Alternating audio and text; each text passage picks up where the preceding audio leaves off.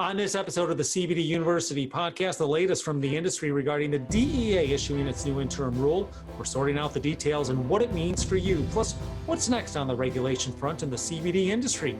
We'll shine some light on what may be pending. This is the CBD University podcast, and it starts right now.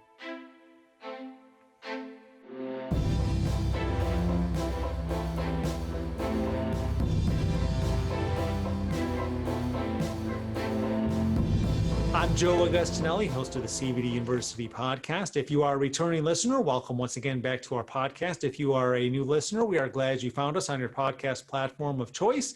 And as a reminder, if you are listening, you can always catch full episode videos on the Global Widget YouTube channel and the YouTube channels of our brands. And you will notice once again, a couple episodes ago we did this, and we are back with another one of our Zoom podcast episodes. And this time I welcome back to the podcast, who I think now is the only guest to appear on an in-studio version, an audio version, and a Zoom version, industry advocate and attorney Rod Kight, who's joining us from Asheville, North Carolina. Hope you and the family are staying safe and healthy up there. We are, Joe. Thanks for having me again. And it's nice to have the full array of platforms to appear on. I always like to talk with you, and it's always fun. So this is a good platform. It's kind of the COVID platform, I think, is the deal. So we're all getting used to it. Exactly. And we're talking the latest in federal regulations on this episode, as I mentioned. And Rod, you've been a very busy man recently, thanks in part to the recent interim rule dropped by the U.S. Drug Enforcement Administration. And first of all, let's just clear something up for some of the listeners. We have talked so much with you and with our Chief Compliance Officer, Margaret Richardson, in past episodes, primarily about the FDA when it comes to the industry. So where does the DEA come into play now? Yeah, sure. So when we talk about federal agencies and statutes, different federal agencies are charged with the duty of enforcing, regulating statutes that Congress puts out there. And so the statute we're talking about, the law, is the 2018 Farm Bill, which legalized hemp and all of its extracts, cannabinoids, derivatives, so on and so forth, broadly. And that statute implicates potentially several different federal agencies. The number one agency is the USDA, and that is the agency that governs the production of hemp. You mentioned the FDA, which regulates foods, drugs, dietary supplements that are intended for human or animal use. And the FDA has not issued any rules, although it has made its positions known about hemp and CBD. But you've been asking about the DEA. That's the Drug Enforcement Administration. The Drug Enforcement Administration regulates the Controlled Substances Act, which has to do with drug compounds that are regulated in some way, shape, or form. The DEA contends that it also regulates or is involved with the 2018 Farm Bill to the extent that that there are cannabis compounds or cannabis that does not meet the definition of hemp. And that's because marijuana is a Schedule 1, which is the highest or strictest level controlled substance under the Controlled Substances Act. So that's a long legal lawyer way of saying that the Drug Enforcement Administration has its hands involved in hemp, at least to the extent that it contends that there are compounds that are from cannabis but don't arise from the hemp plant itself, which is lawful. And we mentioned this, but for those who would like to read more about this, Rod has a two-part blog series on his website at Canna, that's CANNA, business.law/articles, some interesting details in the rule. But wanted to hit on a couple of the high points here to spell out some of the confusion that may have been created by this. First off, the Farm Bill of 2018, which you just alluded to, says hemp and its extracts are not controlled substances, but the DEA seems to think otherwise in this interim rule? Well, the DEA, to be clear, has indicated that its rule, at least on its face, it says that it does not change anything. It's not creating law. There's some disputes about that. But with respect to hemp, yeah, the Farm Bill specifically removed from the Controlled Substances Act, meaning it made broadly lawful, cannabis with no more than 0.3% Delta-9 THC concentrations on a dry weight basis, including all of its extracts, derivatives, cannabinoids. CBD is a cannabinoid, isomers, and so on and so forth. And so it means hemp and the things that are derived from hemp.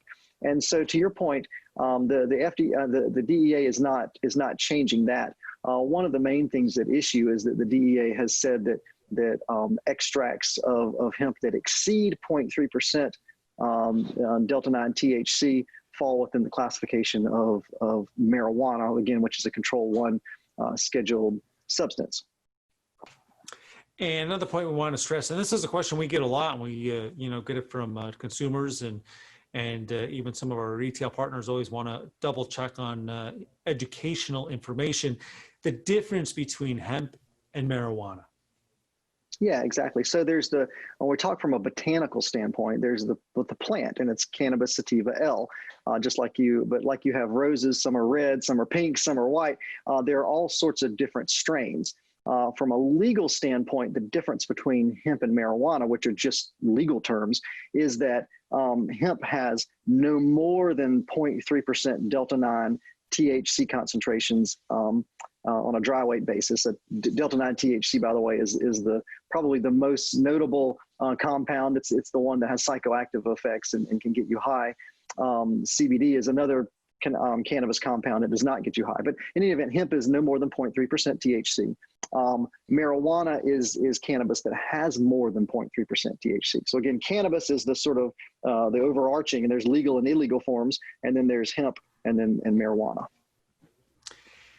And obviously, as an industry leader that Global Widget is with all of our brands and products, and when it comes to the quality and compliance of our manufacturing, distribution, and testing processes, in this era of so many companies, and it's a topic we've talked about on past episodes, and I think almost now hard to believe a year ago, but when we were talking about 2020 predictions, when 2020 was, able to be predicted, we talked about the thousands of companies. Right. Yeah, way back when. Lots has changed since then.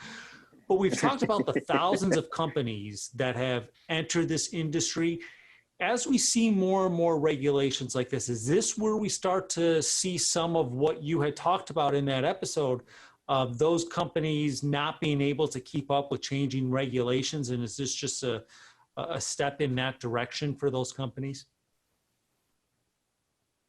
That's exactly right. The hemp and CBD industry has emerged very rapidly, and by and large, it's been difficult for lawmakers and regulators to keep up with all of the dynamic shifts, whether they be economically, the rapid construction of the supply chain from farmer to end product, and also regulations regarding how hemp-based products are made. And because of that, it allowed an entry into the market for a lot of companies that didn't feel bound by regulations, because in fact, a lot of regulations weren't there, or they were gray, or there's a way to play it out.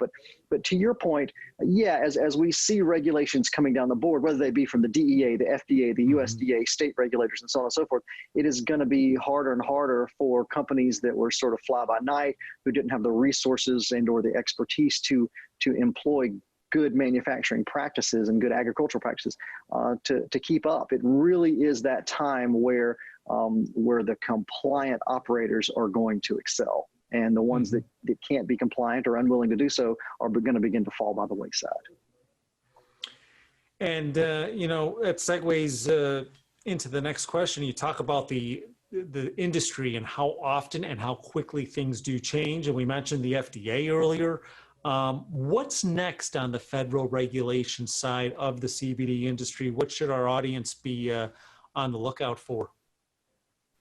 Yeah, sure. A lot of moving parts in the hemp and CBD industry. For one, we're expecting at some point that the FDA will issue some firm guidelines regarding hemp and CBD products. So that could come next week, next month, or next year. We've been waiting for quite a while for the FDA, so we don't know. The USDA has issued its interim final rule a little bit less than a year ago regarding, again, the production of hemp, which by and large means the cultivation of hemp. And that rule received a lot of comments, and the FDA has reopened its comment period. So I think it's important that if you didn't have an opportunity to comment on the USDA rule the last go round, now is your opportunity, and it's really important to do that. The DEA has issued a rule, and right now it's accepting comments on that rule. And I think it's really important to step up and make your comments known. And then finally, from a legislative standpoint, there are two different bills right now in the House of Representatives, the U.S. House, regarding CBD. They're a lot alike in that both of them are providing a law, a track for CBD to be specifically lawful for human ingestion. But they also differ in some in some small in various ways. But we could see that Congress override the FDA and say this is how it's going to be, for example, with respect to hemp and CBD, and that may pass, but probably not before the election. So we still have, I think, some time before we see some major changes. But again, this industry is always evolving rapidly, and so if you're going to participate in the industry, it's just incumbent upon you to stay on top of those rules and regulations and changes and interpretations and everything else. And a great way to stay on top of all that, obviously, is to stay tuned to our podcast. If anything happens more on the regulation side, we'll certainly have you back on. And then I do invite our guests, as I mentioned earlier, to subscribe to your blog. That's at your website. That's Canada. That's CANNA business.law/articles. You'll get some great delivery into your inbox of all of Rod's blog. And Rod, I'm sure we'll have you back on the podcast, maybe in person the next time. We'll see how things go. But I would love that. Yeah, that would be great to see you again. And I want to obviously thank you for taking time out of your busy schedule to appear remotely on the CBD University podcast. My best to you and your family. Thanks, Joe. You too. It's always good to talk with you, and certainly I'd love to see you in person. And that nice sunny Florida weather in the winters is nice. So, in any event, have a great afternoon, and we'll talk soon, I'm sure. Sounds good. Industry advocate and attorney Rod Kight, my guest on this episode of the CBD University podcast. And I thank you for tuning into this episode of the CBD University podcast. If you have not yet done so, I invite you to subscribe to our podcast on your favorite podcast platform of choice. And don't forget full video episodes of our podcast on the Global Widget YouTube channel and the YouTube channel of our brands. You can also subscribe there. And no matter where you subscribe, you'll get notifications each week when new episodes are published. I'm Joe Augustinelli, the host of the CBD University podcast. Thanks for tuning in. These statements have not been evaluated by the Food and Drug Administration. The CBD products are not intended to treat, cure, or prevent any disease or condition. Always consult your personal physician about CBD and using CBD products. CBD should never be used by anyone under the age of 18. This content is not intended to provide legal advice regarding the legal status of CBD and CBD products.